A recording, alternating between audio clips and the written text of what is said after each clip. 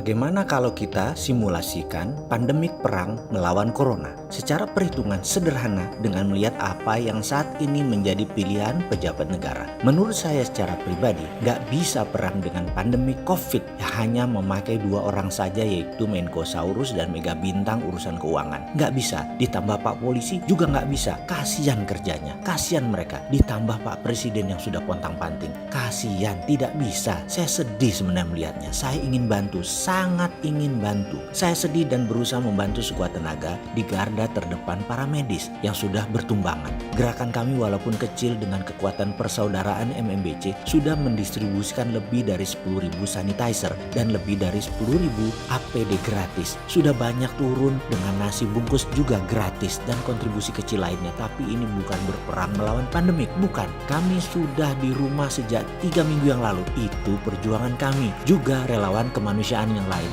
Ribuan sudah turun ke jalan. Namun ini perang panjang. Kalau melihat begini penataannya bakal kalah nafas kita. Karena sungguh belum terlihat strategi jitu perang secara nasionalnya. Saya ingin bertanya, kemana yang lain? Menteri-menterinya pada kemana? Yang bidang ekonomi kemana? Yang lingkungan hidup, pariwisata, BUMN pada kemana ya? Perang lawan corona ini perang loh ya. Kampanye stay at home-nya masih kurang masif ke daerah. Secara textbook, buku tradisional di dalam perang, kita harus kenal musuh kita luar dalam. Kenali markasnya, kenali perilakunya, kenali senjatanya, kenali strateginya, kenali serangannya. Kenal nggak dengan sifatnya virus corona tadi? Kenal nggak? Kita semua tahu kalau obat itu penyembuh kasualtis korban perang. Saat ini obat sudah tersedia, namun perangnya masih berlangsung. Perangnya masih belum bisa dimenangkan. Perangnya masih belum bisa dihentikan. Cara perangnya, cara kombatan pandemiknya ada yang nggak pas deh kali ini. Bener deh, masa belum pada sadar sih? Begini melihatnya, di Jakarta tanggal 2 bulan Maret ada 2 orang terpapar. Akhir bulan Maret di Jakarta terpapar 800-an orang, atau dalam bahasa biological warfare-nya namanya first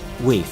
Lalu menyebar ke berbagai provinsi. Kita lihat di awal bulan April ini di berbagai provinsi ada laporan terpapar COVID. Ada yang 6, ada yang provinsinya 25, ada yang 2. Lalu apa strategi masing-masing daerah di bulan Maret kemarin menentukan apa yang akan terjadi di akhir bulan April? Strategi stay at home sudah dicanangkan. Namun 30% populasi masih bertebaran. Bahkan ada provinsi yang sampai akhir Maret baru 40% yang stay at home-nya karena berbagai alasan, dan pastinya yang terbanyak adalah cari makan. Akankah akhir April selesai COVID bisa turun sehingga akhir Mei darurat corona sudah bisa kita menangkan? Atau kenyataannya lain yang terjadi? Katakanlah tidak seperti Jakarta, dari 2 jadi 800 dalam 1 bulan. Tapi daerah lain kemungkinan bulan April besok dari 2 jadi 200. Lalu dikalikan 20 provinsi saja, di mana dianggap provinsi yang lain masih steril atau kecil. Itu sudah 4.000 korban corona, dan Jakarta dari 800 jadi berapa? Jadi 2.000. Di akhir April terpapar nasional menjadi 6.000 di akhir bulan April. Mungkinkah? Kan gak enak kalau analisa saya yang di awal Maret menyatakan korban corona akan jadi 5.000 orang di Indonesia bisa tercapai kalau kayak gini caranya. Hanya karena melihat longgarnya masyarakat bergerak. Asli,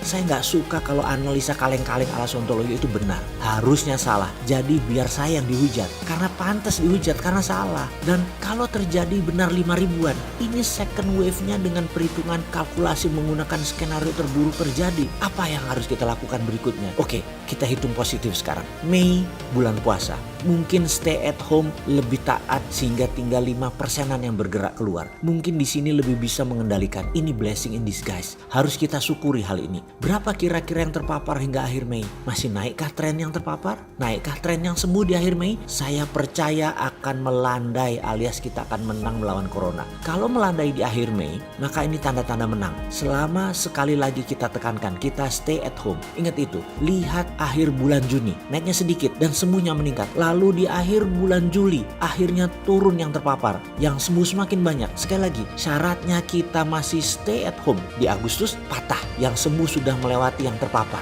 Ini kita menang artinya. Dan hingga akhir Agustus, kita masih stay at home. September kita mulai keluar bertahap. April sampai Agustus 5 bulan Dan karena sebagian dari kita banyak yang sudah mulai dari bulan Maret stay at home-nya, jujur deh, ini bisa gila semua orang. Bukan kesehatan fisik yang tertumpuk, kejiwaan juga berat. Kesehatan kantong gak jelas asli deh. Asli gak jelas urusan kantong, tapi lupakan kantong dulu. Ini survival mode dulu atas nama kemanusiaan. Inilah simulasi kalau kita masih pakai strategi perang lawan pandemi corona dengan cara longgar seperti sekarang. Walah Gusti ampun Gusti. Semoga kali ini saya salah lagi.